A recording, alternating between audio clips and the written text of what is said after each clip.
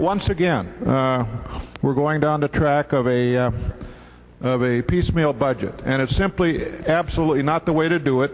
We ought to be looking at this budget in its entirety. We ought to be judging it in its entirety, but instead we're chipping away a third, a third, a third.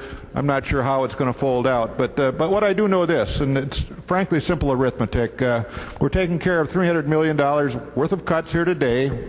We've got about another $994 million to go, call it $1 billion, $700 million gap, and so what are we going to do with that gap? Now, as far as I know, what we have left here to deal with is, frankly, Health and Human Services and K-12. I've not heard a lot of support, at least from the majority party, on the idea of federal money, so I don't know if they are interested in that or not, but through various committee meetings and so on throughout the session, the idea of using federal money, even anticipating federal money, has been discouraged in a strong sort of way. That we ought not do that. We can't depend on it. Governor, what are you doing? We can't go there. We can't depend on that money. It's not going to come. How do we know?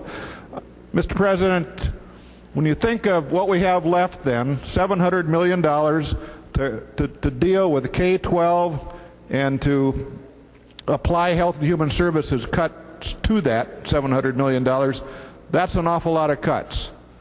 I don't think, Mr. President and members, there are people out there that want to cut their schools anywhere near several $100 million. I don't think that's the case.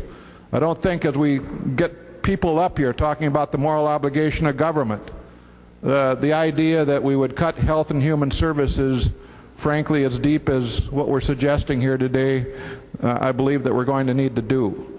Again, I go back to Senator Hand. Why aren't we looking at a full budget today? Why don't we send this back and, in fact, fix it?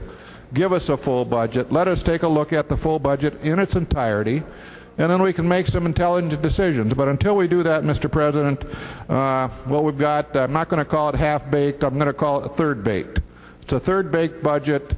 It's frankly probably going to be signed by the governor. I don't know that, but at least for us in the legislative chamber, it leaves us hanging with respect to what's coming next, and I don't think that's fair. I don't think it's right. I don't think, Mr. President, it's a way to do a budget.